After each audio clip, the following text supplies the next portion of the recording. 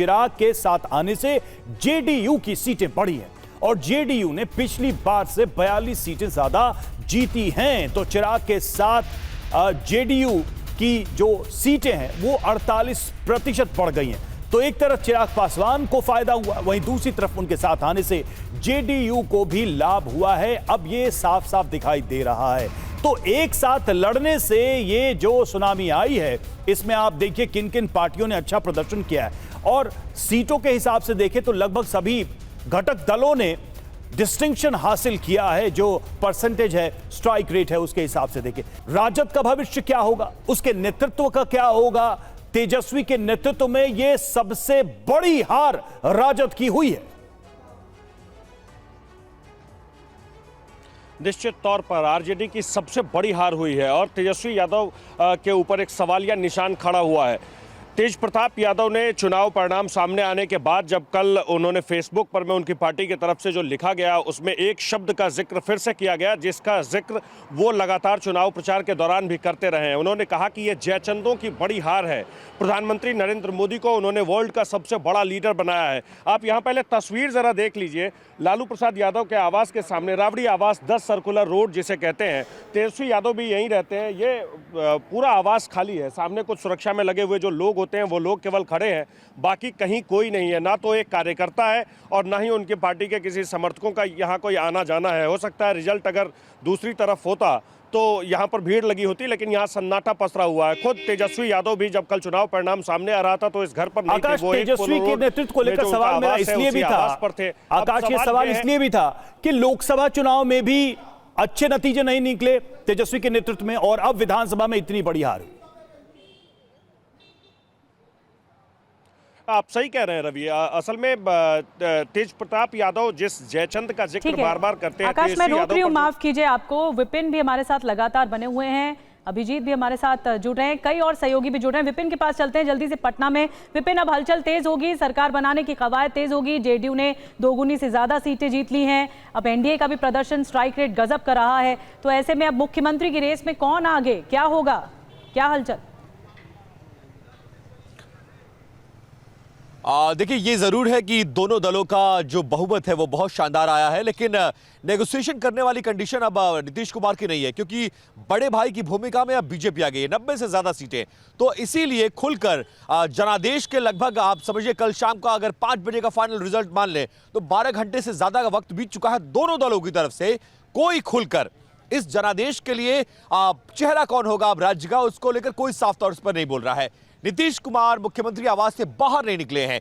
JDU मुख्यालय में कल दिन भर जश्न होता रहा, कोई बड़ा नेता जेडीयू मुख्यालय में नहीं पहुंचा और यहां पर नीतीश कुमार जदयू के नेताओं के साथ मंत्रणा कर रहे हैं। कल अशोक चौधरी आए थे, अभी सुबह श्याम रजक, विजय चौधरी, इस तरह से तमाम नेता आए और बीजेपी की तरफ से सिर्फ इकलौते नेता सम्राट चौधरी आकर बधाई देकर चले गए। उसके बाद से मुख्यमंत्री आवास में सन्नाटा पसरा हुआ है। जेडीयू के नेता अंदर जा रहे हैं, मंत्रणा कर रहे हैं, फ्यूचर प्लानिंग कर रहे हैं कि नेगोशिएशन कैसे करनी है, क्योंकि अभी बहुत सारी चीजें हैं। ना सिर्फ चीफ मिनिस्टर, बल्कि अगर इनका दावा चीफ मिनिस्टर पोस्ट पर होता है तो फिर मिनिस्टीरियल पोस्ट पर इनका दावा कमजोर पड़ जाएगा, स्पीकर पोस्ट पर कमजोर पड़ जाएगा और बहुत सारे पोर्टफोलियोज हैं, क्योंकि ये जो सुनहरा मौका बीजेपी को इस बार जनता ने दिया है।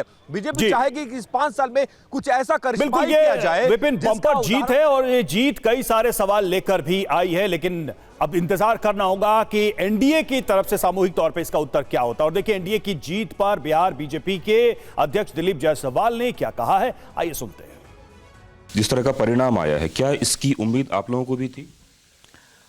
नहीं, एक चीज तो था कि करीब 5-6 महीने पहले जब प्रधानमंत्री जी का लगातार 1 वर्ष पहले से जब प्रधानमंत्री जी का लगातार बिहार में कार्यक्रम हो रहा था, तो उस समय जिस तरह जनता का अपार भीड़ और जनसैलाब उमड़ कर प्रधानमंत्री श्री नरेंद्र मोदी जी के सभा में आता था, तो हम लोग को ये तो स्पष्ट संकेत नज़र आ रहा था कि प्रधानमंत्री जी की लोकप्रियता और नीतीश कुमार जी ने जो विकास किया है, तो जनता में कहीं एंटी इनकम्बेंसी नहीं है, क्योंकि एंटी इनकम्बेंसी होने पर माहौल थोड़ा विपरीत नज़र आता है, निगेटिव नज़र आता है। लेकिन पटना के विपक्ष के नेता को छोड़कर और कहीं भी आप धरातल पर जाते तो उनके बहुत जो कट्टर समर्थक होंगे उनको भी छोड़ करके जनता के बीच सरकार का माहौल अच्छा था।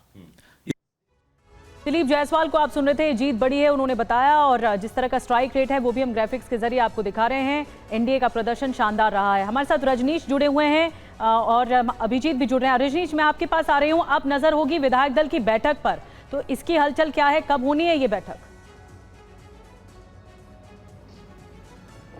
देखिए, विधायक दल की बैठक दोनों पार्टियों, दोनों गठबंधनों की अलग अलग होगी। अभी कोई उसके बारे में आधिकारिक जानकारी नहीं है। बीजेपी ज़रूर कल ये बैठक कर सकती है, जदयू की ओर से अभी ऐसी सूचना नहीं दी गई है। मैं राष्ट्रीय जनता दल दफ्तर के बाहर हूँ और जिस तरीके से कल चुनाव के नतीजे आए हैं, बड़ी बात यह है कि आरजेडी की ओर से, न तो आरजेडी की ओर से और न तेजस्वी यादव की ओर से अभी तक कोई आधिकारिक बयान जारी किया गया है इस जनादेश को लेकर। लेकिन राष्ट्रीय जनता दल के तमाम विधायक जो हैं वो आज देर रात से लेकर कल तक पटना पहुंचेंगे। तेजस्वी यादव उनसे मुलाकात करेंगे और बार बार आरजेडी के नेताओं की ओर से ये कहा जा रहा है कि उन्हें लगभग 2.25% ज़्यादा वोट मिला है, वोट शेयर उनका ज़्यादा है, इसके बावजूद इतनी बुरी हार कैसे हुई है। तो इसकी समीक्षा तेजस्वी यादव करेंगे पार्टी के नेताओं के साथ, और उसके बाद पार्टी की विधायक दल की बैठक होगी और नेता प्रतिपक्ष का चयन होगा। बिल्कुल, और चलेंगे अभिजीत के पास। अभिजीत, अब सवाल यह है कि नीतीश कुमार के खेमे की बैठक होनी है। नीतीश के खेमे में, यानी कि जेडीयू खेमे में क्या हलचल है, क्या मंथन चल रहा होगा, क्या खबरें निकलकर सामने आ रही, क्योंकि अभी भी पूरी तरह से नीतीश कुमार के नाम का खुलकर बीजेपी ने ऐलान नहीं किया एज ए सीएम।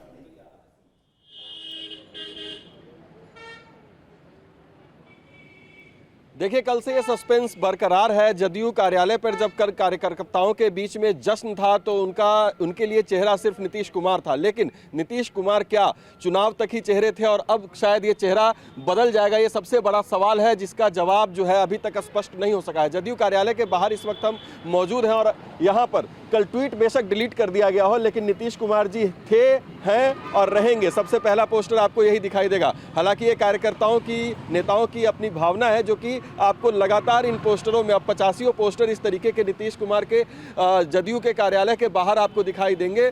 लेकिन सवाल और सस्पेंस अभी भी बरकरार है कि क्या नीतीश कुमार ही बिहार के अगले मुख्यमंत्री होंगे, और जो चहल पहल जदयू के भीतर भी चल रही है उसमें भी मंथन इसी बात पर हो रहा है, क्योंकि सवाल यही है कि सबसे बड़ा सस्पेंस बन गया है कि मुख्यमंत्री क्या नीतीश कुमार ही होंगे, और ये अगर ऐसा होता है तो राजनीति का ये फॉर्मूला कुछ मध्य प्रदेश की राजनीति से मैच खाएगा, क्योंकि शिवराज सिंह चौहान के नाम पर चुनाव लड़ा गया था, फिर वो मुख्यमंत्री नहीं बने थे। तो देखना होगा कि मुख्यमंत्री की रेस में कौन आगे होता है बिहार में।